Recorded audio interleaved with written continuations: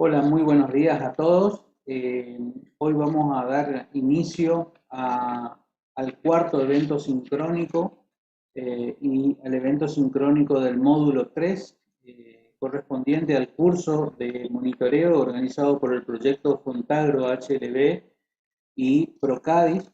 En esta ocasión, o en este evento sincrónico, vamos a referirnos a lo que es el HLB, la enfermedad de HLB y su insecto vector y los enemigos naturales.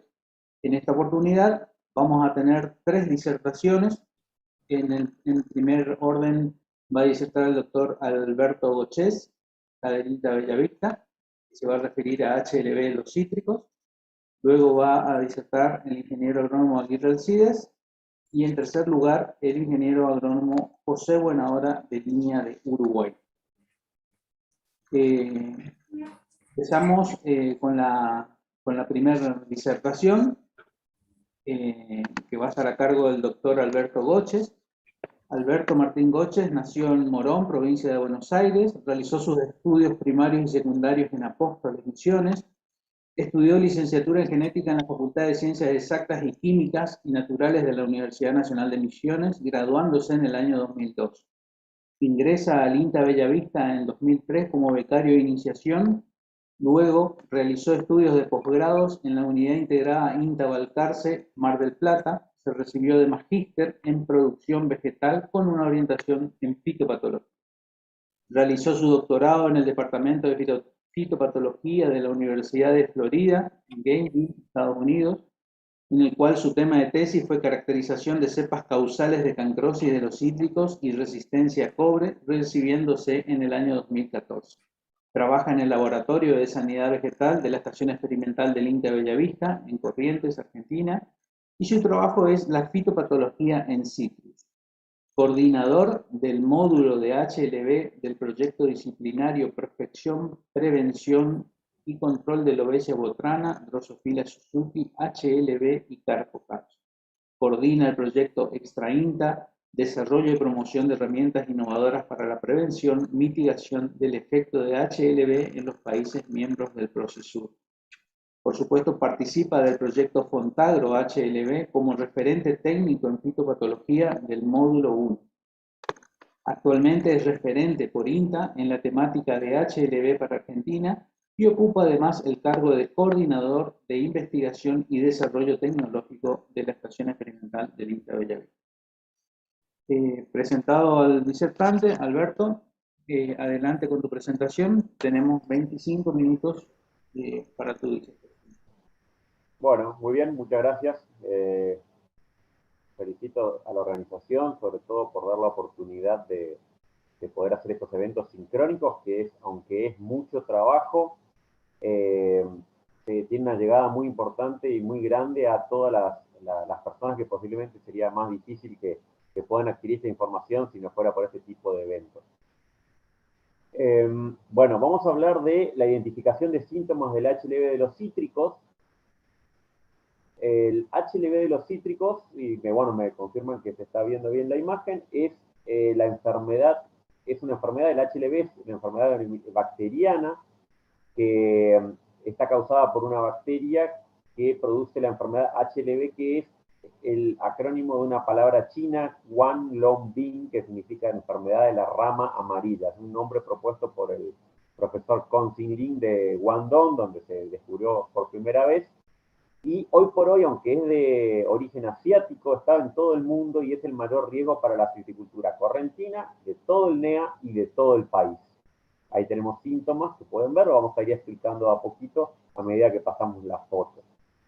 Normalmente lo que se ve en un estado incipiente, cuando la bacteria empieza a crecer y a proliferar dentro de los vasos del floema, porque esta bacteria, a diferencia de otras, se multiplica dentro de los vasos del floema, donde hay mucho azúcar, y empieza a crecer en ese lugar, se empiezan a taponar los vasos y se empiezan a ver estos moteados. Pueden ver, si podrán ver el cursor, estoy señalando aquí estas zonas amarillas de estos moteados que son difusos en unas plantas de naranja, en una zona tropical, esto es República Dominicana, en donde la alta temperatura hace que la proliferación también de la bacteria sea rápida y se ven estos taponamientos rápidos.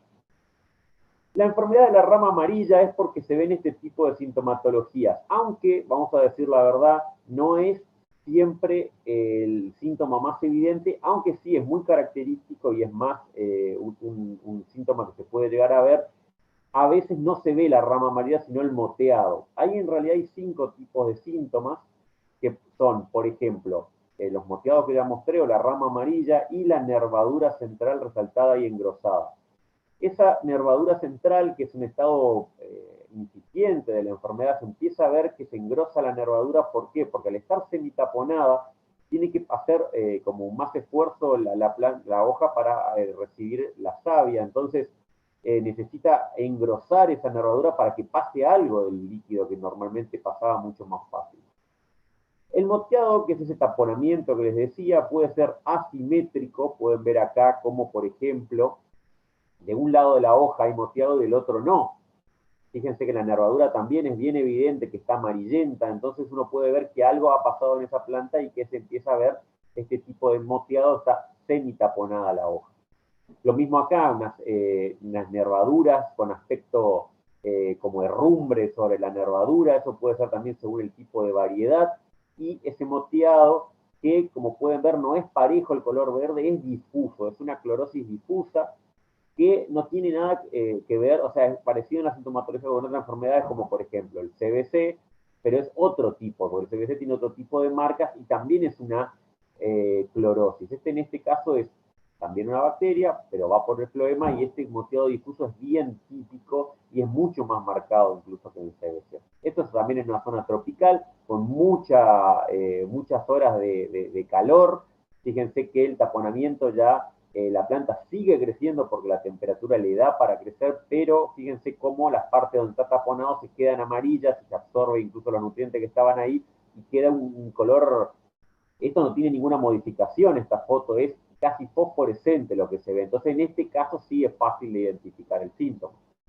Y esto es un caso extremo. En un invernáculo se puso una planta enferma y se le daba todos los nutrientes, aunque va perdiendo raíz, pero se le va dando foliar, etcétera, para ver hasta qué punto. Fíjense que no es tanto el moteado, pero sí es impresionante el resaltado de las nervaduras en esta planta, que no está muerta, pero sí se quisiera morir, que está muy, pero muy afectada por la enfermedad, pero químicamente, con todos los nutrientes, se le seguía manteniendo con vida, aunque el estado general de la planta era lamentable. Pero bueno, era un experimento para ver cuánto resistía la planta.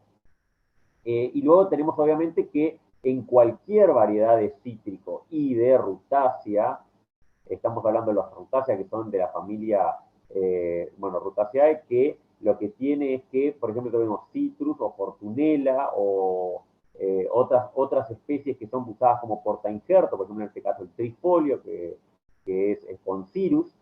Fíjense que también se enferma de la enfermedad. No hay ninguna variedad posible de cítrico que se pueda resistir a esta enfermedad. Todas son susceptibles en cierto grado. Podemos tener más o menos resistencia. Puede ser un moteado al principio de la enfermedad, un moteado mucho más leve o un moteado mucho más marcado, como en este caso, que esta es una foto de la ingeniera Canteros en Cuba, de una planta también en una zona súper tropical, con muchas horas de calor. Y fíjense cómo estas variedades cítricas quedan muy, pero muy marcado lo que es la sintomatología. Esto es el Lima Tahití, también en la zona tropical. Fíjense que el típico de las zonas con mucho calor es que los moteados son bien marcados, y a veces lo que pasa en las zonas más frías como la nuestra, que no se ve tanto ese moteado, sumado a que a veces no se ve la rama amarilla, puede ser bastante complicado de ver. Entonces, ¿qué es lo que estamos viendo acá? Otra variedad, una mandarina, pero eso es un clima más frío y otro tipo de cítrico, no es naranja, es mandarina. Entonces empieza a ver este moteado, que es un moteado de punteado, que es distinto por el tipo de disposición que tienen las nervaduras dentro de la hoja. Otro síntoma muy interesante, que a veces, fíjense, esta planta no tiene moteados, no tiene rama amarilla, pero tiene una fruta, y la fruta tiene una particularidad, que es que está madurada de manera invertida. Pueden ver que cerca del pedicelo la fruta está más madura que abajo, que normalmente sería al revés. Siempre la fruta se madura de abajo y luego por último para arriba, si no se caería, y esto es lo que produce la caída. Cuando la fruta está en una planta enferma, este cañito que a alta presión está metiendo nutrientes, savia con nutrientes dentro de la fruta, está taponado, entonces se estresa la planta, se produce este efecto de maduración invertida, incluso a veces se puede caer y por eso es que la fruta también tiene muy mal sabor porque no llegan los azúcares que se los come la bacteria. Fíjense la fruta como está deformada, y madurada de manera invertida. Cuando uno la corta puede ver acá en el medio todos estos, normalmente estos color blanco, del color del ollejo, ¿no? de la nervadura de la columela. Esto tiene un color amarillento por la cantidad de bacterias. Si la cortan de la otra manera, esto se puede ver, fíjense las nervaduras acá que se notan bien evidentes. Uno puede retirar con una pinza esta nervadura, hacer un test molecular y descubrir que la bacteria estaba ahí. Fíjense, otro tipo de fruta, esto es una mandarina. Eh, primero que está torcida, se notan las nervaduras, como les decía, y las semillas son vanas. Normalmente la bibliografía dice que las semillas son vanas porque la fruta no puede formarse normalmente, entonces abortan casi la mayoría de las semillas o son vanas porque no se llegan a desarrollar, pero se encuentra de vez en cuando alguna semilla, o sea, no es 100% seguro esto de que no tiene, pero esa semilla, en teoría, según la bibliografía, no debería estar enferma, pero no, primero que no creo que nadie se anime a sacar semillas de frutas enfermas, de plantas enfermas, es un riesgo muy grande y bueno, si de vez en cuando sacan una, es posible que estas, incluso aunque estén desarrolladas, no germinen, ni si germinan en una tasa muy baja. Esto es un pomelo, también enfermo. Fíjense que todas las variedades que estamos mostrando tienen sintomatología. Y esta es la bacteria, como les digo, crece en el interior y está repartida en todo el mundo. O sea, ¿qué es lo que estábamos viendo? Estábamos viendo esta enfermedad que está en amarillo. Ustedes van a ver que es una enfermedad que está en Sudamérica, está en Brasil, está en Estados Unidos, en toda la zona de América. Nosotros vamos a ver una enfermedad que está muy representada en todo el mundo, en las zonas citrícolas, y que se superpone, y yo no voy a hablar de esto, de la parte con el vector. Ese es un mapa que nos está pintado donde vive el vector, que es Diasporina citri, que esto van a hablar los próximos oradores, pero es para nombrar cómo se transmite la enfermedad. Aparte de todo el problema de que tenemos el vector en toda nuestra región, tenemos cítricos, también tenemos plantas de murraya, como por ejemplo otro tipo de rutácea que es ornamental, que lo que hace esta planta es también ser reservorio del insecto que mostré recién y de la bacteria que también estábamos hablando de la enfermedad. O sea que esta de ser una rutácea también se enferma. Fíjense una foto también de Cuba, de la ingeniera Canteros, que estaba en una zona con muy alta presión de enfermedad y que mostraba esta sintomatología. Muy evidente, posiblemente también, como dice mostraba la foto, es posiblemente estaba enferma por este tipo de sintomatología que es casi igual al síntoma que encontramos en la planta. El mirto tiene la particularidad también que muestra estos moteados en hoja, como pueden ver acá en la foto B, con la referencia que muestro arriba, o rama amarilla, como les decía, que es otro tipo de sintomatología muy evidente. Si uno injerta de cada una de las plantas, incluso se vio que hay linajes de murraya que algunas solo muestran síntomas de rama amarilla y otras de moteado, se desfolia un poco, las entrenudos son más cortos y tienen el síntoma este de moteado. Entonces se ve evidentemente hay linajes de murraya que se están seleccionando y que, bueno, tienen la sintomatología distinta. Bueno, ustedes como monitoreadores, ¿qué es lo que va a pasar? Ustedes van a ir al campo y no se van a enfrentar con un solo tipo de sintomatología. Ustedes cuando van al campo van a ver deficiencias de nitrógeno, deficiencias de magnesio, que tiene esta sintomatología en B, deficiencias de boro, que hacen que fíjense cómo las nervaduras también sean muy marcadas, y deficiencias, por ejemplo, de zinc, que son con algunas combinaciones de pie, incluso en las mandarinas pueden llegar a verse este tipo de deficiencia muy común. Y entonces ustedes van a enfrentar, además de esto, de ver el moteado del HLB, entonces uno puede llegar a confundirse. Más o menos, ¿qué es lo que uno debería ver? Si uno ve una planta muy afectada, con hojas amarillas y moteado, bueno, es bastante más evidente de que uno ya llega a sospechar qué es lo que podría llegar a ver. Pero normalmente uno lo que tiene que ir a ver, porque uno va a ir a monitorear, va a ser plantas jóvenes, en activo crecimiento, y a veces cuando uno va en época de brotación va a ver todo color amarillo verdoso, porque la brotación suele ser de este color al principio, y sobre todo si la planta no tiene muy buena fertilización. Entonces tiende a la confusión. Pero si ustedes van a un lote que está bastante consolidado, que tiene una brotación pareja, que no es época tal vez de brotación, y ven ramas amarillas o moteados, si se acercan más van a ver este tipo de ramas amarillas porque se están taponando los vasos, y incluso en esta zona acá tendrían que ver los moteados. Fíjense, esto es foto de China. Esto es la silvicultura de China, se desarrolla normalmente en cerros y laderas, pero fíjense, cuando le da la HLB, ya pueden ver múltiples plantas. Esta está acá, la referencia es de Yuru del 2013. Fíjense cómo las plantas se enferman y todos se enferman. Entonces, el cílido va saltando de planta en planta y va enfermando a las plantas. Y fíjense cómo todas tienen en esta variedad el amarillamiento de la rama amarilla de los moteados. Luego, si fuera solamente un moteado no sería un problema. El problema es que la quinta queda así después de un par de años de que, aunque se le trata de fertilizar y ya controlar, la planta ya está enferma y la planta que ya está enferma no se puede recuperar. Entonces, ¿qué es lo que tenemos? Tenemos que eliminar la planta, y al eliminar la planta tenemos que replantar.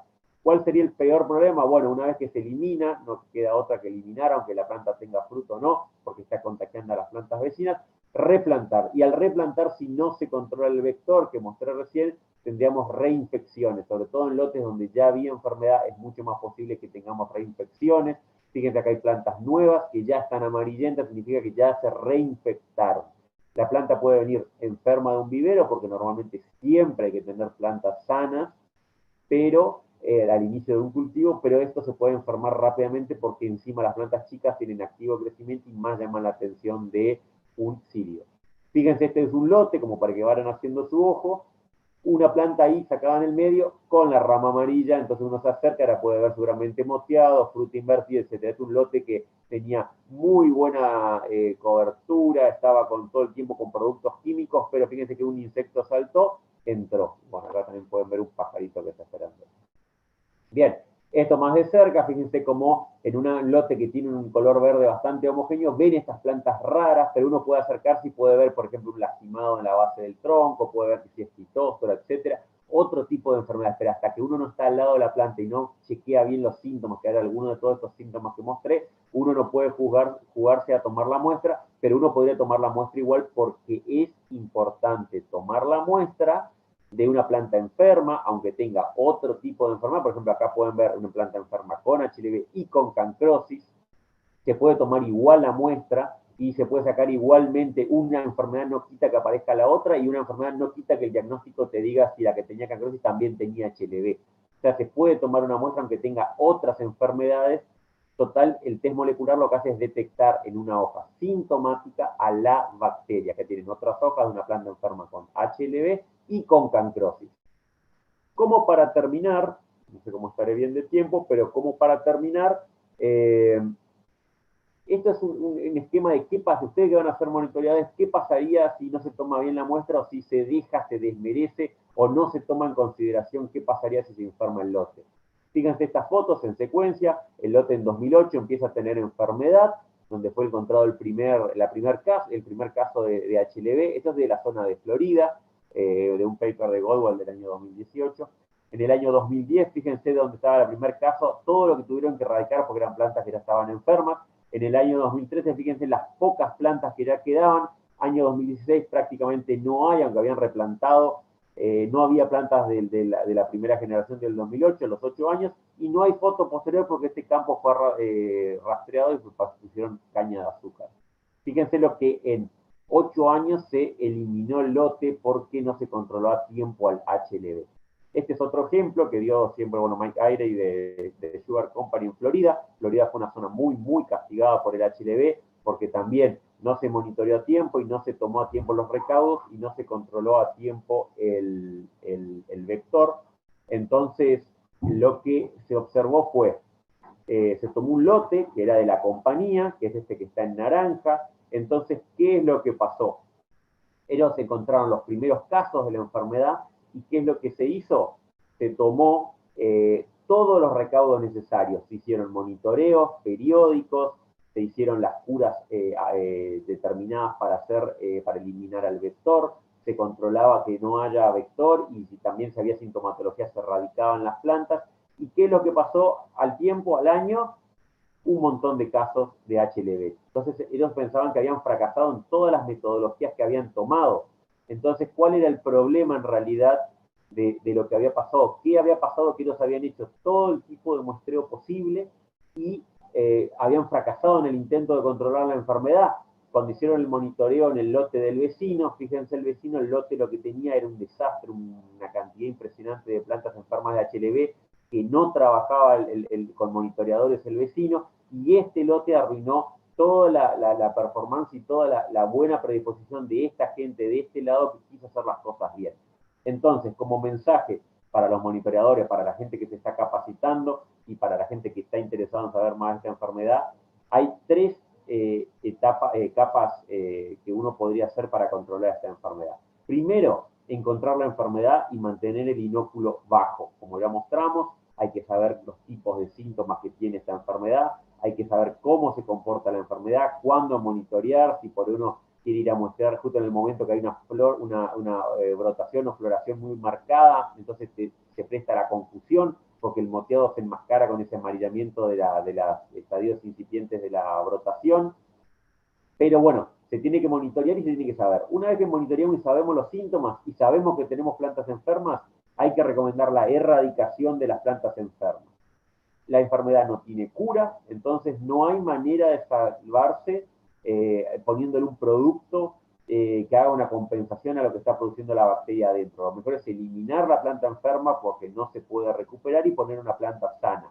La planta sana debe venir de un vivero certificado y la planta sana debe ser de calidad óptima para no poner más enfermedades en el lote, porque por ahí podemos poner una planta que no sabemos de dónde viene y traemos otra enfermedad o traemos más enfermedad, que sería lo peor. Una vez que se hace eso, esto que estoy mostrando en esta foto, el enfoque regional. No importa que un solo productor haga las cosas bien, todos los productores deberían ayudarse y hacer las cosas bien. ¿Qué es lo que el mensaje para finalizar esta charla? Primero agradecer al proyecto Procisur, porque el proyecto Procisur es la que nos dio un montón de herramientas para poder llegar a ustedes. Igual podemos ver que hay muchos otros participantes y todos trabajamos en la misma temática, y hoy por hoy esta es la enfermedad más importante que tiene la citricultura de Argentina y de todo Sudamérica. Este proyecto Contagro está en distintos países, está en Uruguay, está en Paraguay, está en Bolivia, así como también en Argentina, y todos están interesados en un bien común que es retrasar, porque la enfermedad ya está en la Argentina y en la mayoría de estos países, no, todavía no está en Uruguay y en Bolivia, pero la idea sería retrasar el avance de esta enfermedad y poder llegar a tener herramientas de control adecuadas en el momento de que la enfermedad trate de llegar a la expansión. Bueno, quiero agradecer con esto y finalizar.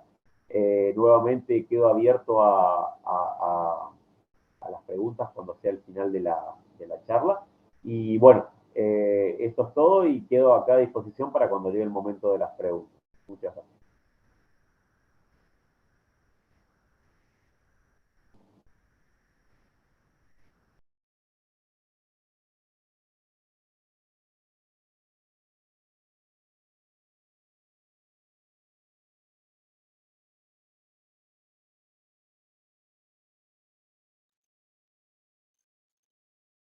Muy bien, Alberto, muchas gracias. Muy excelente la presentación. Bueno, ahora le vamos a dar la palabra a Edgardo Lombardo.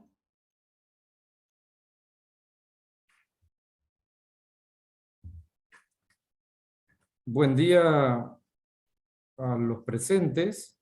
Soy Edgardo Lombardo, de la agencia de INTA Montecaseros, y lo voy a presentar a Aguirre Alcides, que es ingeniero agrónomo. Fue graduado de la Facultad de Ciencias Agrarias de la Universidad Nacional del Noreste de la ciudad de Corrientes en el año 2003. Ingresó en el 2004 como becario de formación en el Laboratorio de Entomología de la Estación Experimental Agropecuaria del INTA Bellavista, de la provincia de Corrientes, Argentina. Realizó sus estudios de posgrado obteniendo el título de magíster en entomología en la Facultad de Ciencias Naturales e Instituto Miguel Lillo de la Universidad Nacional de Tucumán en el 2009. Es especialista en manejo integrado de plagas en cítricos y hortalizas bajo cubiertas plásticas en Corrientes. Su actividad principal es la investigación en enemigos naturales. Realizó diversas publicaciones científicas, productos de investigaciones en el manejo integrado de plagas, y actualmente es responsable técnico de la biofábrica de Tamaricia radiata, que es el principal controlador biológico de la diaforina citris en Corrientes. Es referente técnico del componente número 1 del proyecto Fontagro HLB, control sustentable del vector de Wall-Lombin en la agricultura familiar, en Argentina, Uruguay, Paraguay y Bolivia. Es también participante de proyectos internacionales como el CITED, Procisur, Pérez Guerrero, nacionales como PICT y de la cartera de INTA. Es asesor en el programa Biocontrol en pimiento y tomate del INTA de la provincia de Corrientes. Todo para ti, Aguirre, tu atención. Muy bien.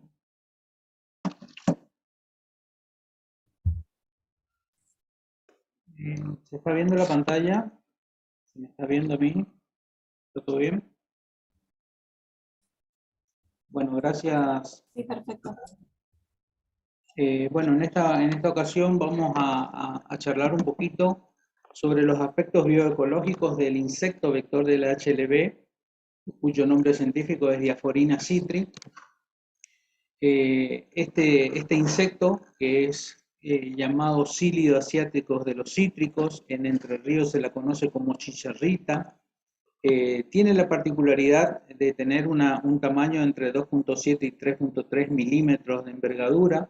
Tiene una particularidad de posicionarse en el estado, o sea, su estado adulto, que es similar en el tamaño a un pulgón, al lado, digamos, pero tiene la particularidad que no tiene ningún otro insecto, que es de posicionarse cuando se alimenta sobre el sustrato, ¿no es cierto?, sobre la hoja, de posicionarse en un ángulo de 45 grados con respecto a la superficie. Entonces, eso es muy característico de este insecto y que lo distingue de cualquier otro insecto. Entonces, ahí radica la importancia de que el monitoreador observe y sepa esa característica distintiva que tiene el insecto vector.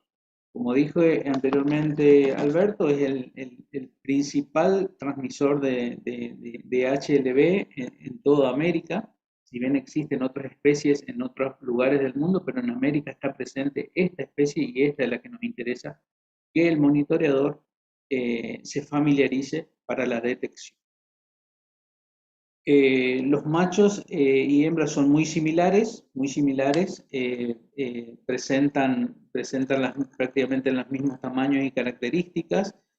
Tanto las hembras como los machos pueden copular muchas veces con diferentes parejas, o sea, y una vez que el adulto emerge a los 2 días ya adquiere su madurez sexual, ya realiza la cópula y la hembra inmediatamente puede empezar a realizar la ovipostura a partir del tercer o cuarto día.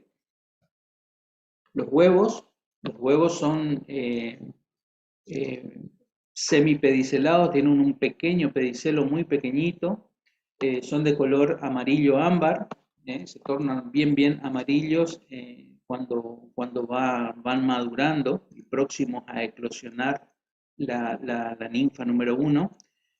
Fíjense, los huevos siempre esto es un pliegue de una hoja de citrus, en este caso es naranja, es ahí donde se genera un microclima óptimo para que la hembra adulta oviponga los huevos. Son colocados en masas, también lo pueden hacer en forma individual.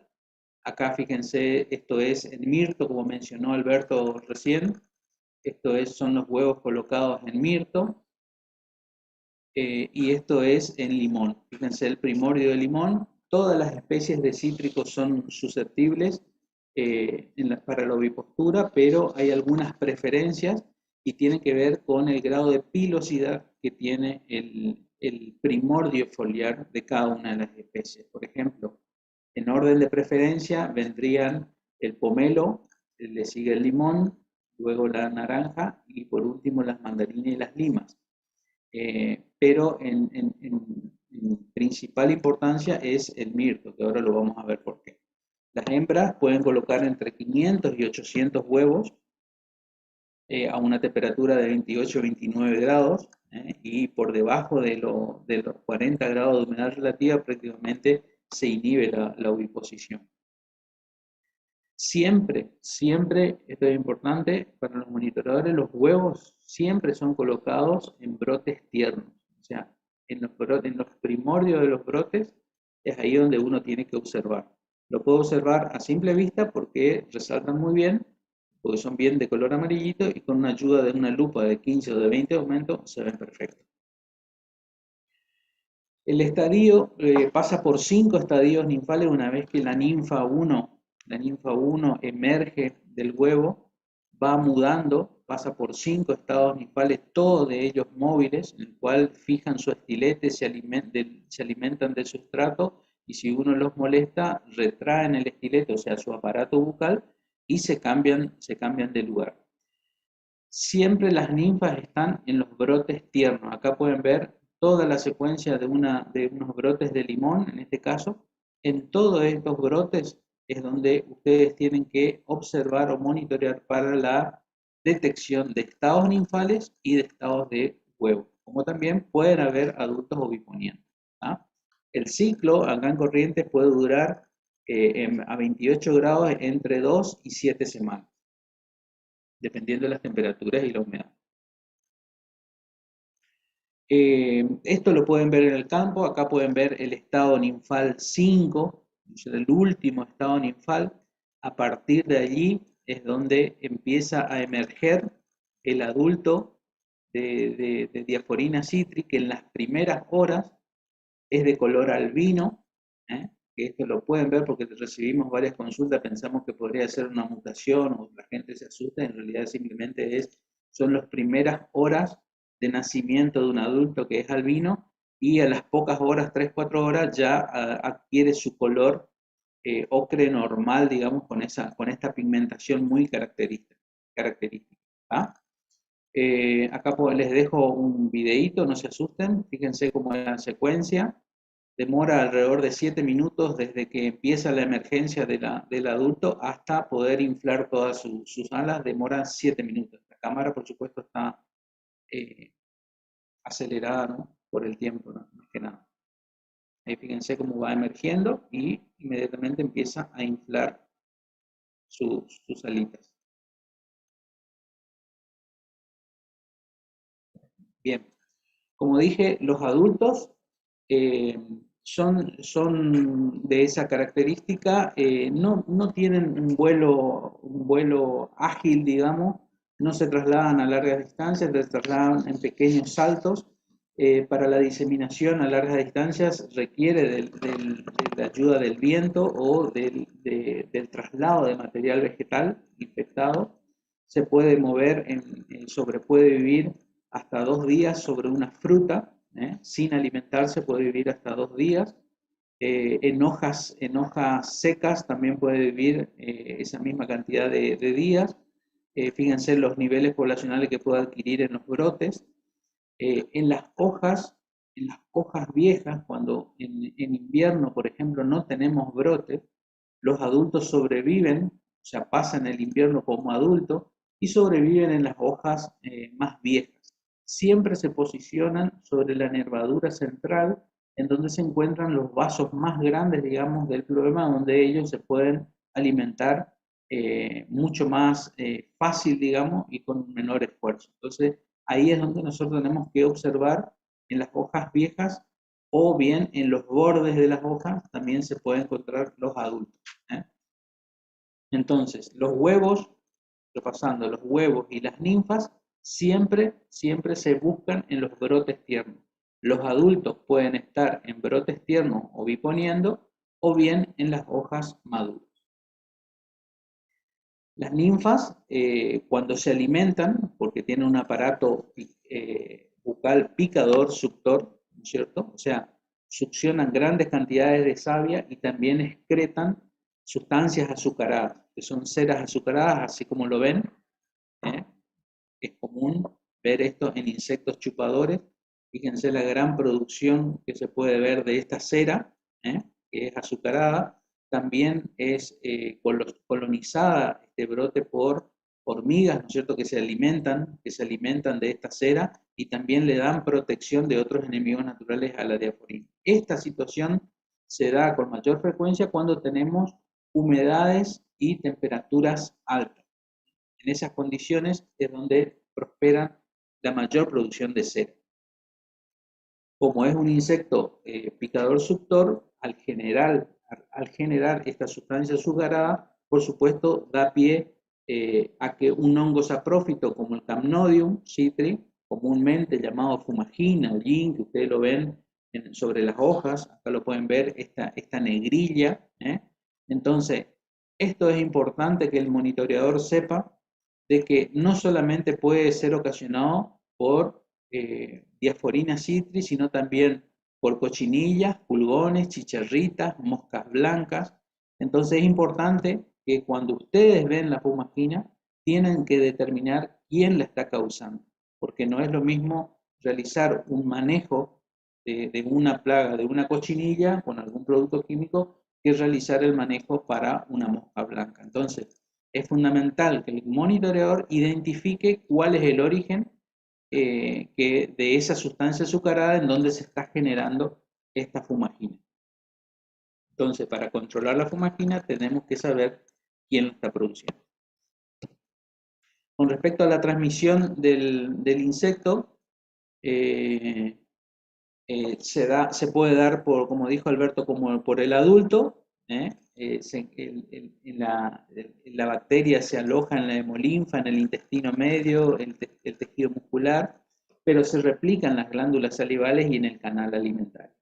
Con respecto al estado ninfal, son las ninfas del estadio 4 y 5, son las únicas que pueden adquirir la bacteria, ¿no es cierto?, de la planta, y lo pueden conservar hasta adultos. Se ha demostrado que existe una transmisión transovarial, pero es en muy baja proporción, o sea, se transmite la bacteria a un cierto porcentaje a los huevos, pero en muy baja cantidad. Ya mencionó Alberto, Diaforina citri tiene muchos hospederos, muchos del género Citrus, todos prácticamente del género Citrus, y otros géneros de las rutáceas, de la familia de las rutáceas, pero en particular nos interesa uno que es Murraya paniculata, que también es una rutácea, es originaria del sudeste asiático, al igual que los cítricos. ¿Por qué? Porque en nuestra zona, en Argentina, se planta mucho como planta ornamental. Esta es una foto de Bellavista. Se la conoce como mirto, citrus jazmín, limonaria, naranjillo, jazmín del mirto. Fíjense en una recorrida que hicimos que está presente en muchos lugares, tanto en Chaco, Formosa, Misiones, es muy usado. ¿Por qué es importante esta planta?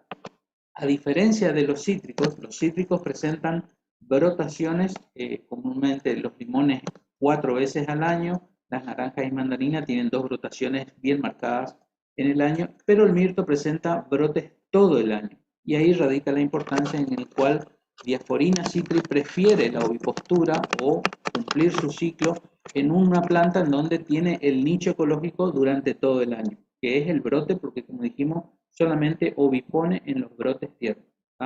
Ahí radica la eficiencia de Murraya paniculata en la cría.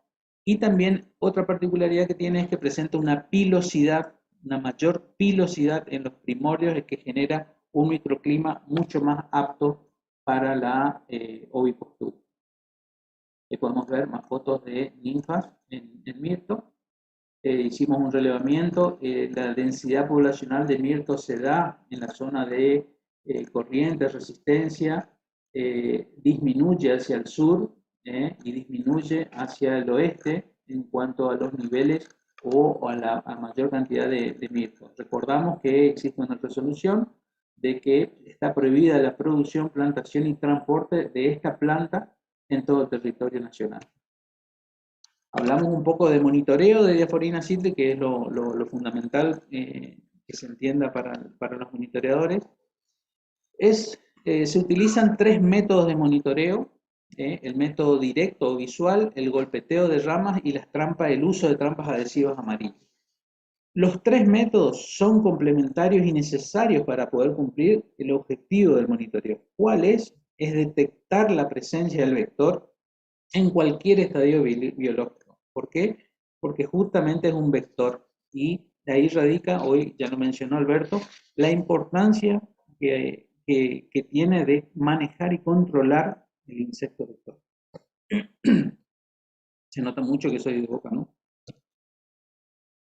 Con respecto al método visual, acá es fundamental la capacitación y agudizar la vista del monitoreador para poder detectar cualquier estadio de la plaga, sean huevos, ninfas y adultos. ¿Dónde vamos a mirar los adultos?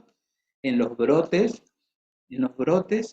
las ninfas y huevos vamos a mirar en los brotes, pero es fundamental agudizar la vista y detectar a la diaforina. Acá podemos ver la presencia característica de la forma en que se posa respecto al sustrato. Los adultos en brotes y en invierno lo miramos en ramas o en hojas internas en la nervadura central, como mencioné. Y las ninfas solo cuando hay brotes. Ahí podemos ver cómo hacemos la observación visual, buscamos brotes con daño con esta característica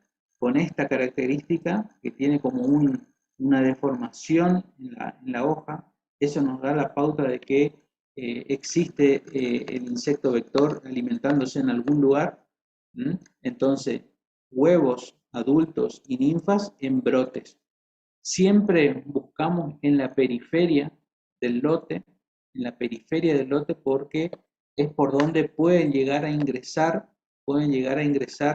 las diasporinas o ingresar el ataque a un lote cítrico. Luego, una vez que adquiere un nivel poblacional importante, se van multiplicando y se van generando, se van disponiendo en forma agregada dentro del lote. En algunos otros lugares, como en Uruguay, hay este tipo de disposición, hay veces que no se da en todos los lotes, pero se recomienda utilizar esta metodología de observación en los bordes primero. Acá podemos ver el brote bien característico y acá podemos encontrar la ninfa de Diaforina C. Con respecto al método del golpeteo, es un método que es sumamente eficiente para la detección de adultos, en el cual se utiliza una planilla de monitoreo con una hoja en blanco o bien una bandeja blanca y un cañito en el cual se eligen 3 ramas por planta. Ahora lo vamos a ver en el esquema, y se hacen 3 golpes y se observa la cantidad de adultos que caen en la planilla y se contabiliza y se registra en la planilla. Es importante que la bandeja no tenga pegamento porque luego es difícil extraerlo, digamos, para no confundir con otro golpeteo en otra planta. Siempre esta metodología sirve muy bien para adultos, entonces se da mejores resultados en el invierno, en donde no tenemos tanto brote y en las ramas el adulto se posiciona sobre la hoja madura, digamos, ¿no? Cuando tenemos esta situación en donde nosotros podemos rodear toda la planta, se realizan los golpeteos en las 4 caras de la planta. Los golpeteos se realizan en los 4 puntos cardinales. Cuando tenemos esta situación en donde la densidad de plantas no nos permite recorrer alrededor de la planta, lo que tomamos son los puntos cardinales de las 4 plantas circundantes. En estas 4 caras de estas plantas se realiza el golpeteo. Con respecto al método de las trampas amarillas, es importante que se utilicen tarjetas. Espera un cachito que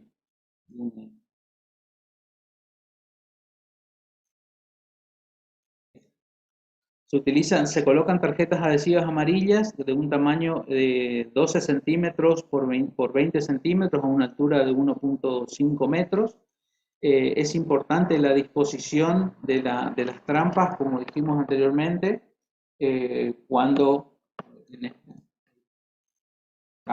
las trampas adhesivas amarillas se colocan cada 100 metros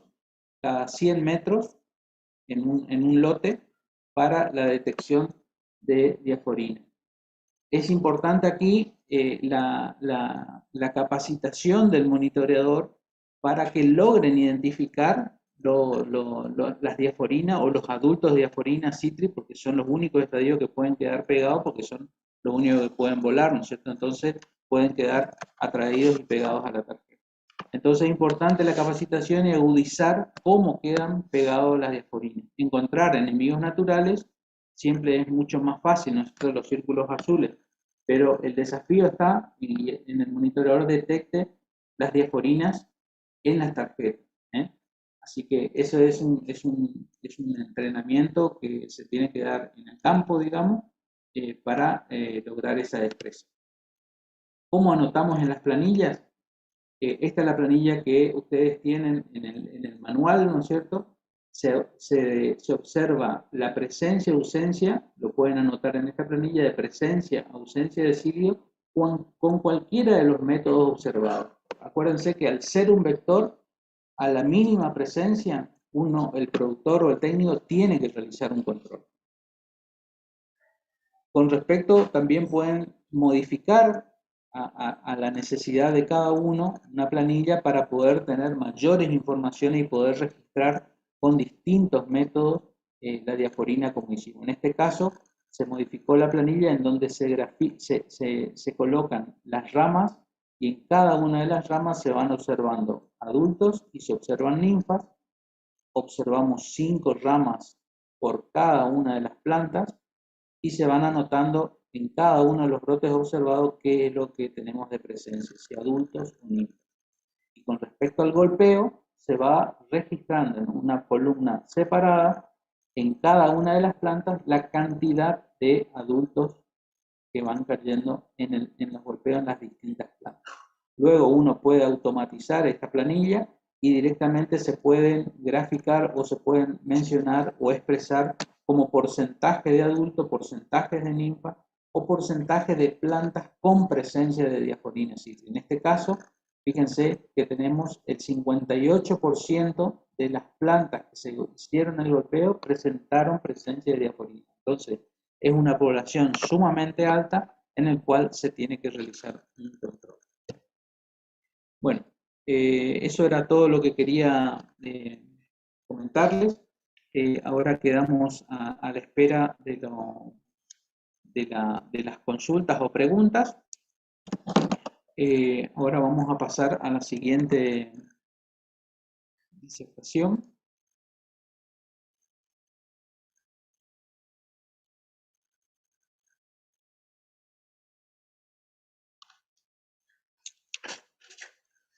Bueno, ahora vamos a hablar, va a disertar el ingeniero agrónomo José Buenahora, que se va a referir al control biológico, enemigos naturales asociados al vector de HLB.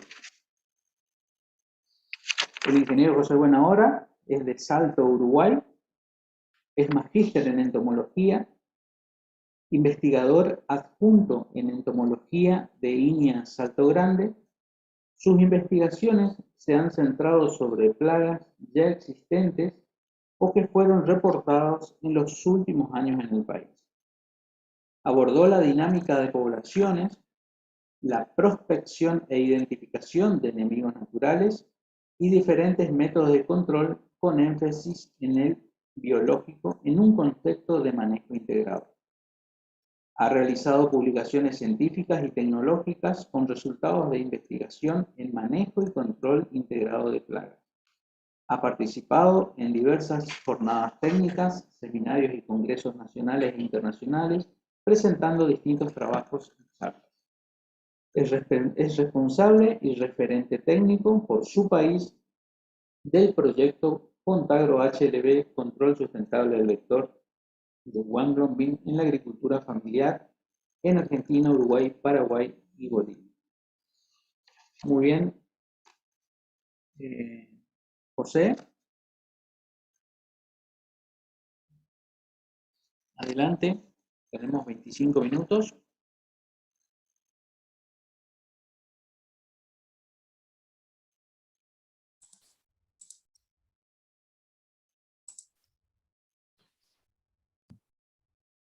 Buenos días a todos. Es un gusto, como parte del proyecto Fontagro, poder participar de esta actividad junto a los prestigiosos colegas que me precedieron. Bueno, nos vamos a referir, como bien decía Alcides, al control biológico de Diaforina citri, mediante sus enemigos naturales asociados. Bien, los enemigos naturales tienen un rol importante en la regulación de las poblaciones de Diaforina citri de los cítricos. Hay muchas actividades de investigación en el mundo entero que demuestran esto. Por lo tanto, es un aspecto muy importante a considerar cuando de control integrado de Diaforina citri se trata.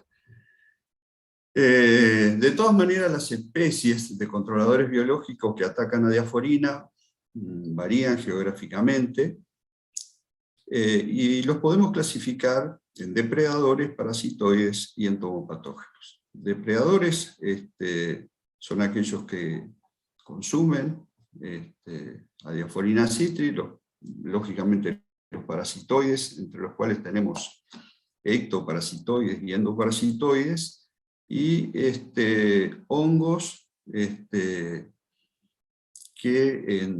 en algunas situaciones ejercen un muy buen control de Diaforina citri en las condiciones naturales.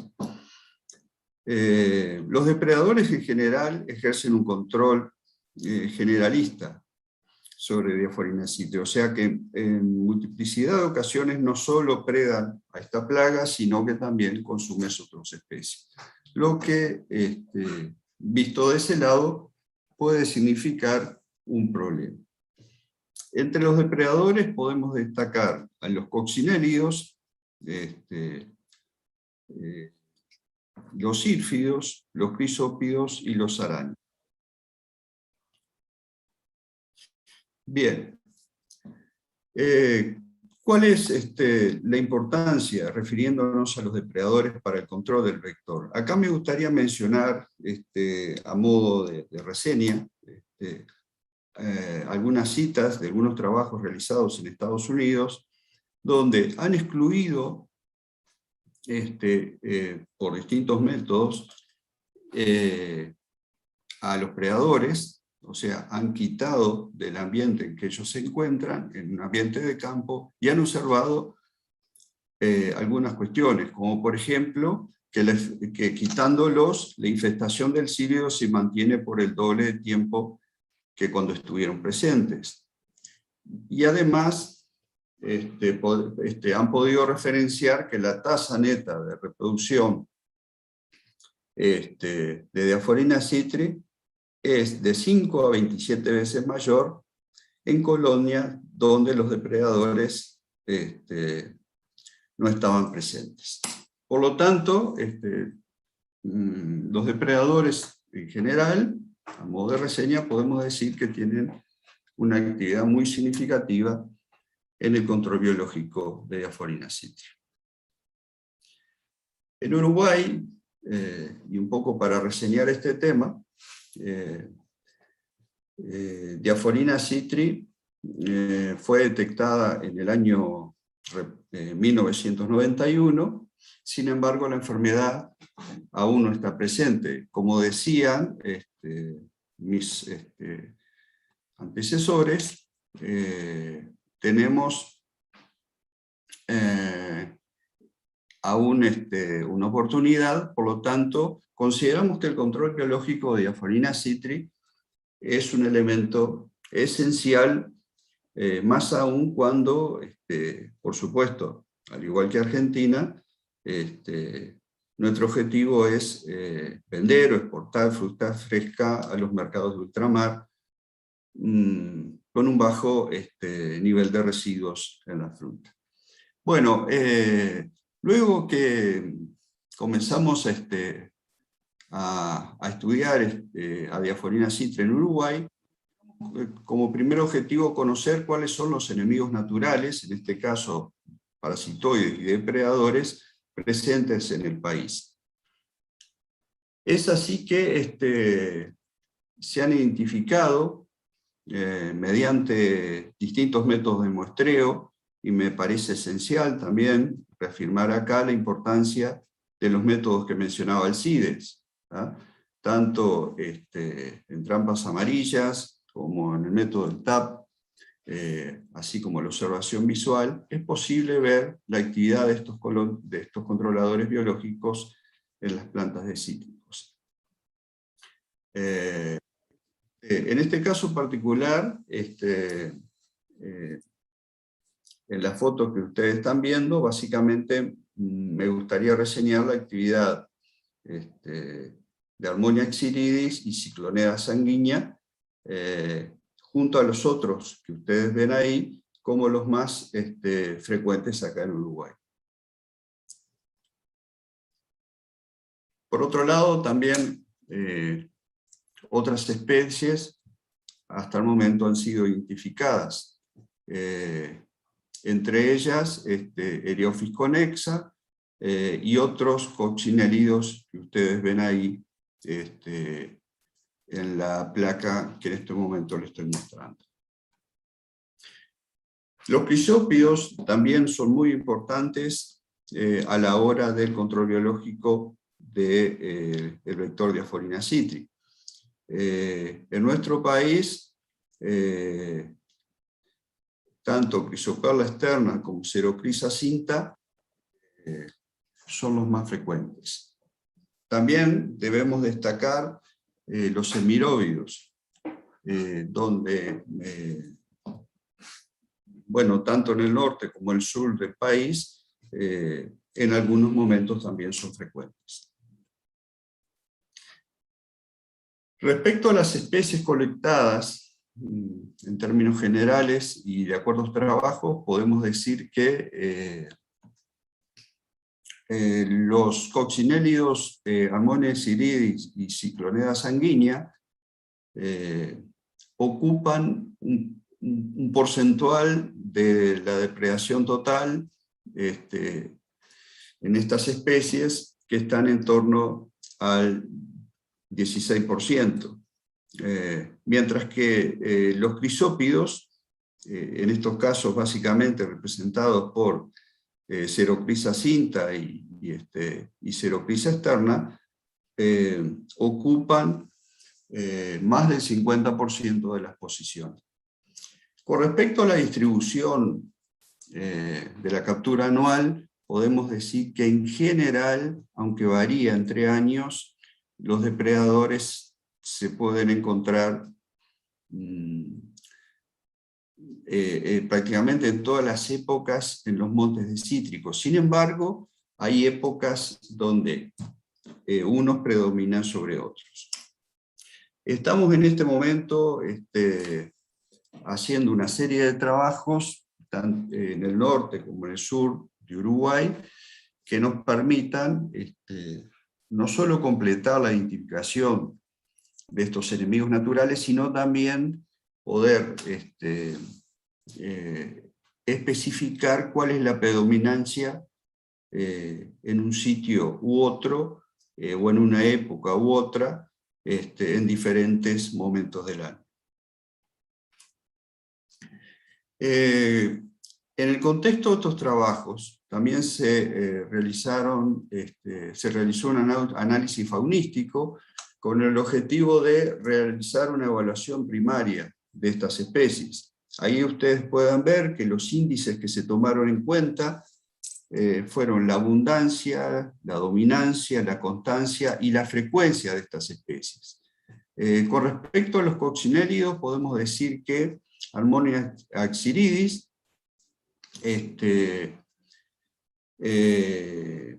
es dominante en general, sin embargo, y es frecuente en los sitios donde se realizó este trabajo. Sin embargo, Cyclonea sanguínea en general no es dominante, con una frecuencia poco frecuente y en algunos casos frecuente. Con respecto a los crisópidos, sin embargo, podemos decir que tienen una abundancia dominante y en general son frecuentes a muy frecuentes. También me gustaría reseñar, en base a las informaciones publicadas por Alcides, a partir de los trabajos realizados en Corrientes, que se destacan ahí los coccinelios Olla vinigrum, Cicloneda sanguínea, y también los sílfidos Allograpta exótica y Pseudodorus clavatus. Con respecto a los crisópidos, Xerocrisa tucumana y Xerocrisa cubana son los, de acuerdo a sus informaciones, los de mayor relevancia. También me gustaría reseñar, en base también a informaciones que están publicadas, las especies de crisópidos asociados a Diaforina citri en Jujuy, y que están citadas a su vez como depredadores de Diaforina citri. Ahí tienen ustedes un listado, y los que están pintados de celeste, en este caso, son algunas fotos de los que ya les he mostrado. También me gustaría referirme a unos depredadores donde hasta el momento no tenemos tanta información ni tanta experiencia. Sin embargo, a la fecha de hoy podemos decir que en la mayoría de los muestreos que realizamos a campo, tanto en el sur como en el norte del país, acá en Uruguay, generalmente se encuentran. O sea, los arácnidos pensamos que juegan un rol muy importante en el control de Diaforina citri. Creemos que hay varias especies que ahí están actuando. Hasta el momento he realizado un trabajo acá en Uruguay por la Cava et al, que se publicó en 2015, donde las familias Anífide y Aixópide fueron las trabajadas en ese momento. Respecto a los parasitoides, evidentemente el parasitoide que se destaca, no solo en Uruguay, Argentina, sino también, yo diría, en América toda, es Tamaricia radiata. Tamaricia radiata se considera el controlador biológico más eficiente y la primera opción para programas de control biológico aumentativo. Tamaricia radiata, tanto en Uruguay como en Argentina, es un habitante natural. En Argentina fue reportada en 2005 en Entre Ríos, también en Corrientes y Misiones, y luego también en el NOA. En Uruguay, Diaforina citri está reportada desde el 2006, sin embargo, tiene parasitismos con una presencia errática. En algunas fechas y sitios no ha sobrepasado el 50% en la estación del verano. Algunos datos que tenemos desde Argentina han reportado parasitismos entre el 20 y 40% en esa zona. Tamaricia radiata es un ectoparasitoide. Su adulto ovipone debajo de Diaforina citri, seleccionando para eso los estadios fundamentalmente N4 y N5, aunque es capaz de parasitar estadios desde N3 en adelante. El ciclo en el insecto aproximadamente toma alrededor de 10 días y la emergencia ocurre, como ven ahí, a través de un orificio que se observa en el tórax de Diaphorina citri. En Uruguay, también me gustaría comentarles, a partir del año 2018, nos tomamos el desafío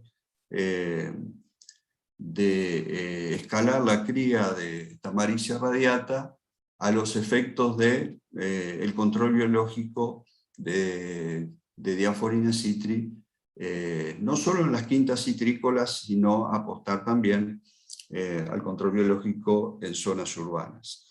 En Argentina, Alcides Aguirre lleva adelante también un proceso de cría masiva, realizando ya algunas liberaciones de controlador biológico en los cítricos de su zona.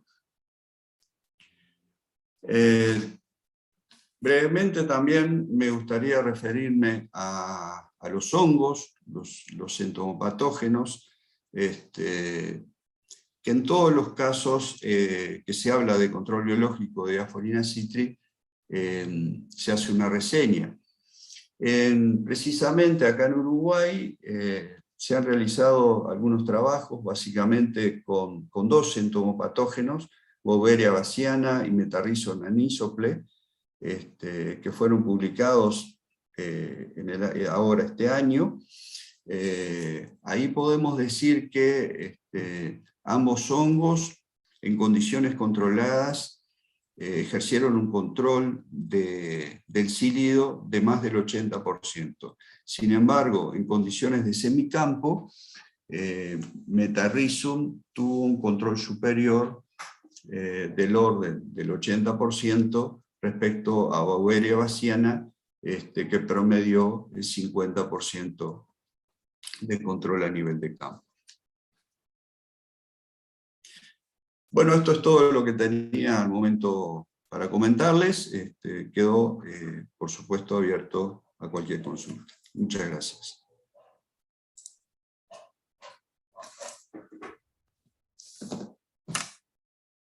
Bueno, muy bien, José, muchas gracias, excelente tu presentación. Bueno, queríamos agradecer a todas las personas que están siguiendo en el canal de YouTube del curso de Procadis.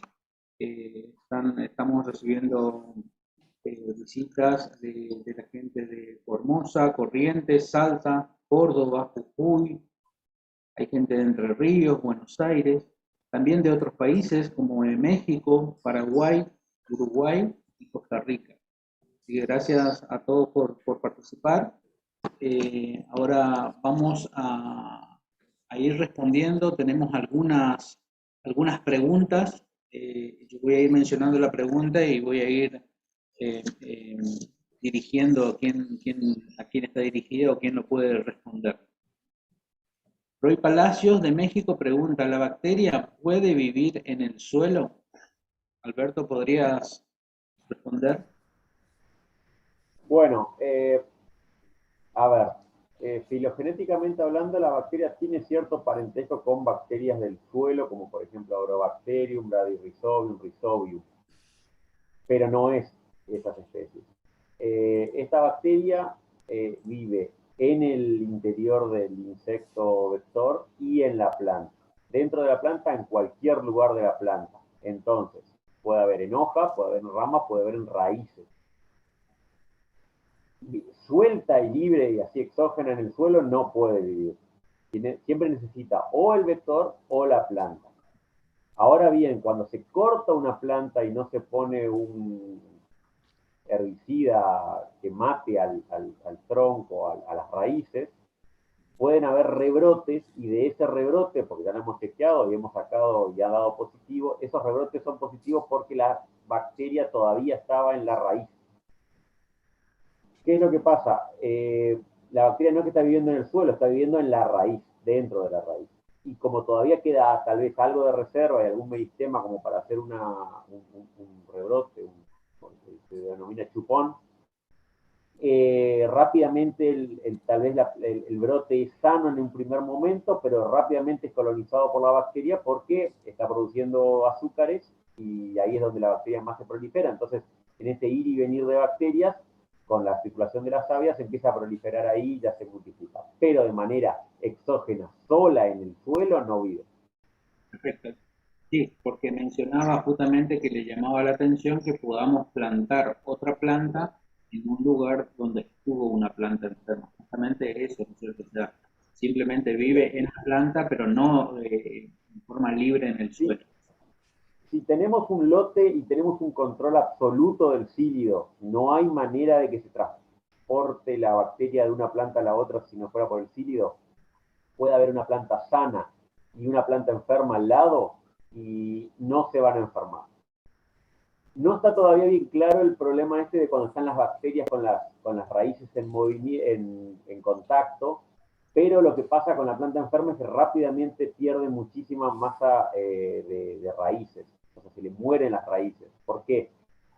Hay cierta cantidad de azúcar, la bacteria rápidamente prolifera por una cuestión de azar, no es que la bacteria va a donde está, sino que por una cuestión de azar la bacteria donde hay más azúcar se prolifera más rápido, tapona todo y mata las raíces, entonces la planta enferma pierde muchísimas raíces. Entonces, la planta sana no está en contacto con eso y si es una parte de raíz muerta, la bacteria también está muerta. Entonces, que estén dos plantas en contacto no pasa nada. Y si yo corto una planta, mato, muere la raíz y por un tiempo preventivo, obviamente, planto, luego arranco y planto de nuevo una planta nueva, no habría problemas porque la planta estaría muerta.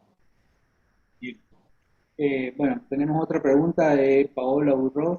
Dice, ¿qué importancia deberíamos darle al cuidado de enemigos naturales de Diaforina? ¿Qué prácticas son recomendadas para mejorar o mantener una buena población de enemigos naturales, tanto en plantas de traspatio como en cultivo comercial? José, ¿podrías responder? Sí, por supuesto.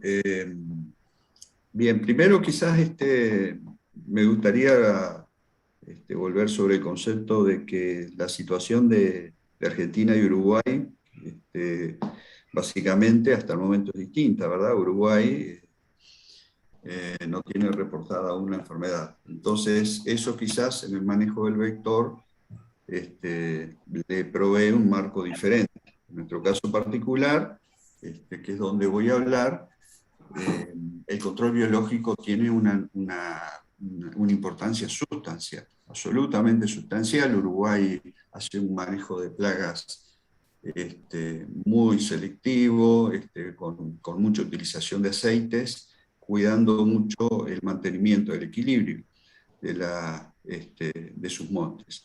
Por lo tanto, digo, integrar el control biológico de Diaforina citri en un contexto de manejo de plagas de cítricos, no solo es importante, sino que es indispensable, ¿verdad? ¿Qué debemos hacer? Bueno, yo pienso que tenemos que utilizar mucho la herramienta que tú has citado, Alcide, que es el monitoreo, ¿verdad? Eso hace que, bueno, en principio, ser muy selectivos con el control, en el caso de controlar otras plagas de cítricos, y si precisamente quisiéramos, dado la distribución agregada que tiene Diaforina citri acá en Uruguay, detectar aquellos focos y sobre ellos actuar, pero por supuesto con productos selectivos o de bajo impacto. Por lo tanto, digo, resumiendo, ser muy cuidadoso con toda la cartera de productos que usamos, ser muy selectivos y fomentar la conservación de los enemigos naturales, básicamente lo que hemos reseñado. Bien, bien. Gracias, José. Ahí agregando a eso, como mencionabas vos, creo que es fundamental la planificación en cuanto al manejo de distintas plagas, ¿no es cierto? O sea, cuando uno habla del manejo de plagas, tiene que saber cuando hablamos, por ejemplo, del control de minador, que por ahí algún insecticida que usamos para el control de minador, qué efecto tiene sobre toda la fauna benéfica. O sea, tenemos que tener una mirada un poco más amplia para ver cómo funciona cualquier intervención que nosotros hagamos en el monte frutal o bien en árboles de traspato, ¿no es cierto? Ver qué impacto tiene sobre los enemigos naturales. Entonces, planificar el manejo de otras plagas es clave en el manejo de la fauna benéfica. Tenemos otra consulta. Para un monitoreo completo, ¿podemos combinar al menos 2 de los tipos de monitoreo? ¿Está incorporado a nivel de tinta los monitoreos visuales y de golpeteo de ramas? ¿Cuánta relevancia tendría el monitoreo en las plantas ubicadas en el jardín? Bueno, con respecto al monitoreo, yo considero que se deben integrar los 3 métodos de monitoreo porque son complementarios, porque los métodos de monitoreo descritos se comportan diferentes según el nivel poblacional que tenemos en cada una de las zonas. Por ejemplo, cuando utilizamos tarjetas adhesivas amarillas, hay veces que pueden pasar muchos meses, muchos tiempo, digamos, en el cual no presenta ningún registro la tarjeta amarilla, pero no significa que en el monte cítrico no esté presente Diaforina citro, simplemente de que el nivel poblacional no es lo suficientemente alto como para que esa metodología detecte la presencia. Entonces ahí tenemos que complementar con el método del golpeo y el método visual. ¿Por qué? Porque, como dije, el objetivo principal es detectar al insecto vector. Nosotros tenemos un insecto vector, sea en el estadio que sea, nosotros tenemos que controlar, por toda la importancia que mencionó hoy Alberto, de que al ser un insecto transmisor, es el único encargado que puede llegar a dar la diseminación dentro del monte cítrico, o sea, localmente es el único que puede dar la diseminación de la bacteria. Entonces, al encontrar un insecto, ya nosotros tenemos que actuar en el manejo. Por eso considero que tienen que ser complementarios y se tienen que realizar los 3 métodos de monitoreo para la detección de Diaforina cítrica. En algunos, respondiendo a la pregunta, hay algunos productores, menos acá en Corrientes, que están implementando.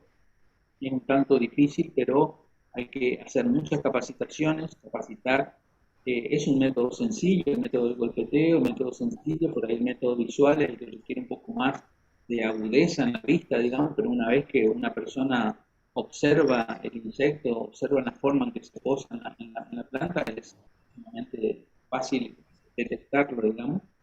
Y con respecto a la pregunta de si la relevancia tendría el monitoreo en plantas ubicadas en jardines, yo creo que es fundamental para poder determinar distintos tipos de políticas públicas respecto al manejo del HLB en la citricultura de cada una de las zonas. Por ejemplo, si estamos en una zona citrícola, tenemos, por lo menos acá en Argentina, no sé, en otros países se utilizan mucho en el arbolado urbano cítricos de naranjo agrio, por ejemplo, en el cual tienen brotaciones, también se utilizan rayas, en el cual el incremento poblacional en esas plantas puede llegar a perjudicar a lo largo la citricultura de esa zona, digamos. Entonces, realizar monitoreos y saber de la presencia del insecto vector en el ámbito urbano o en el ámbito de traspatio es importante para determinar distintas políticas que pueden salvar la citricultura. Por ejemplo, realizar la erradicación de mirtos, decretar una ley para la erradicación de mirtos, o el manejo en sí de los cítricos que se encuentran en el arbolado. En ese contexto, yo creo que es muy difícil hablar de control químico en esos ámbitos, y ahí es donde yo creo que el control biológico a través de enemigos naturales, sean con predadores o con parasitoides, es ahí donde tiene el nicho ecológico esta herramienta para poder ayudar a disminuir los niveles poblacionales. Ese es el objetivo del control biológico, disminuir el nivel poblacional, cosa de que el avance del HLB en determinadas zonas se retrase lo más posible, ¿no es cierto? Y en aquellos lugares donde sí se pueden utilizar productos químicos como quintas comerciales, se puede hacer el control del insecto vector siempre teniendo en cuenta, cuidando el hábitat de los enemigos naturales, ¿no? Como dijo José, el uso de productos de bajo impacto. Bien, dado esto, tenemos una pregunta más de María Eugenia Buela. Quería consultar si el HLB también se transmite por herramientas de poda. Alberto, ¿podrías? En principio no. Lo que sí el problema es que al momento, por ejemplo, de uno cuando ve la erradicación, se hace, bueno, el desgaje con machete y con motosierra, pero normalmente nadie ve que desinfecten la motosierra entre corte y corte. Pero, vamos a decir, en honor de la verdad, dado que están macheteando y hay savia, podría llegar a haber una mínima, pero súper mínima posibilidad de que pueda haber bacterias en la savia, en el jugo de la savia que está en el machete. Entonces, lo que se recomienda es desinfectar las herramientas entre poda y poda o entre cortar y cortar la planta. El riesgo es absolutamente mínimo, sobre todo si la planta está en un avanzado grado de enfermedad porque ya no está en activo crecimiento. El problema es cuando se está erradicando plantas que están en activo crecimiento y podría tener mucho flujo de savia. Ese sería el problema por el cual se recomienda desinfectar las herramientas entre poda y poda, entre corte y corte. Lo que normalmente, o sea, el vector es el encargado de transmitir esta enfermedad entre planta y planta, y se podría llegar a reproducir la enfermedad por injerto. Yo lo he hecho y lo hemos visto. El injerto podría ser una manera de transmitir la enfermedad más que una herramienta de poda. No tanto la navaja o el bisturí que se usa para hacer el injerto, sino la yema en sí. El problema es que la planta normalmente enferma tiene muy baja eficiencia en el injerto, porque se mueren los injertos porque la yema está afectada en sí, y al crecer rápidamente, porque no está injertando en manipulación de laboratorio para reproducir la enfermedad, suele morirse la yema y el brote, porque se llena de bacteria y, bueno, se colapsa y muere el brote. Pero entonces, en principio, no sería casi un problema importante, por ejemplo, una motosierra que esté cortando árboles, porque casi siempre estaría cortando plantas enfermas, pero para reducir a cero la posibilidad, por una cuestión de que uno esté podando una planta joven en activo crecimiento con mucha savia, se debería desinfectar la herramienta entre corte y corte. Bien. Bien, gracias Alberto. Bueno, otra preguntita, Nicolás Facundo Schoetein, dice muy buena toda la información. Dice, ¿cómo llegó desde Asia el HLB? Bueno, el vector vino con las plantas, porque, bueno, seguramente el vector vino con plantas, entonces las hojas. La enfermedad, ¿cómo salió de Asia? Bueno, se originó en Asia, hay muchas teorías de dónde salió, hay muchos linajes en la zona sur de China, zona de Guangdong específicamente, donde se la descubrió. Posiblemente es un evento que saltó del insecto a la planta, esa es la teoría, que era algo de un entomo, es un endosimbionte, sería del cílido, porque vivía en la flora intestinal del cílido, así que está la teoría de que saltó del cílido a la planta.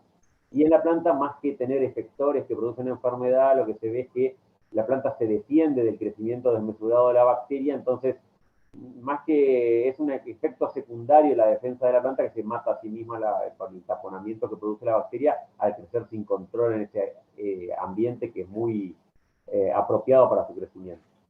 ¿Cómo hizo la bacteria para pasar de continente en continente? Bueno, aparte del cílido, que es el que transmite a cortas distancias a nivel local, hay otro animal mucho más peligroso, importante para la transmisión, que el problema radica sobre todo en lo ingenioso que es este animal para transmitir, para llevar la planta de un lugar a otro, y en lo necio también que es este animal para no respetar las leyes de país a país. Y ese es el hombre. El hombre es el animal más efectivo para transmitir la enfermedad a larga distancia, porque el silio puede transmitir a corta distancia dentro de un lote, pero una persona que no cumple ninguna recomendación, y aunque la mayoría de los agricultores saben de esta enfermedad, traer plantas, meter en el baúl de un auto un par de plantas y hacerles recorrer 500, 600 kilómetros en una sola tarde y traer plantas enfermas, plantas de riego en una zona enferma, una zona donde no hay enfermedad, es lo que siempre tuvo ningún problema en cumplirse para transmitir la enfermedad. O sea, en ese caso el hombre es muy efectivo en transmitir porque ha hecho entrar a todos los países, a todas las agriculturas y a todas las regiones. Siempre entra con el hombre y con plantas enfermas, y no hubo otra manera de transmitir la enfermedad. O sea que todo esto radica en el tráfico indiscriminado de plantas de un país a otro. Bien. También Nicolás pregunta, fuera de ser vector, ¿cuál es el daño visible en síntoma típico de la chicharrita en cítricos? Bien, como el principal daño que produce Diaforina citris, por supuesto, es ser el vector de la enfermedad. Cuando adquiere niveles poblacionales altos, se puede comportar como un pulgón en cuanto a los daños, pero es muy imperceptible prácticamente el daño en la hoja. Hoy mencioné y mostré, está en la presentación, que lo puedan poder ver, ese pliegue que forma en el borde de la hoja, que lo llaman, en Estados Unidos le llaman notch, que viene a ser como un pliegue en el borde, que es donde se alimenta el cilio y lo que provoca, al inyectar la saliva, por supuesto, provoca la deformación de las células de ese borde y en la otra parte de la hoja sigue creciendo y se genera esa deformación. Pero cuando hay niveles poblacionales bajos es prácticamente imperceptible el daño, digamos, o sea, el daño por alimentación es ínfimo, digamos, pero el daño principal radica en que es un vector. Bueno, creo que no tenemos más preguntas. Hay muchas felicitaciones por las presentaciones, muy buenas las respuestas. Bueno, muchísimas gracias a todos. Felicitaciones José, Alberto.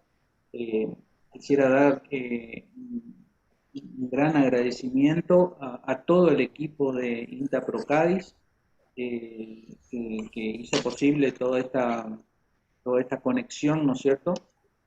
Así que bueno, también hay una... A ver, pensé que teníamos otra pregunta. Bueno, está entonces en esto damos por finalizado el cuarto encuentro sincrónico del curso, el evento sincrónico del módulo 3 del curso de monitoreadores.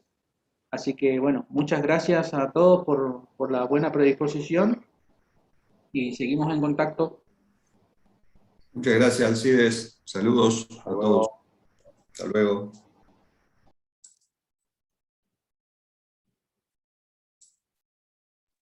Ya salimos.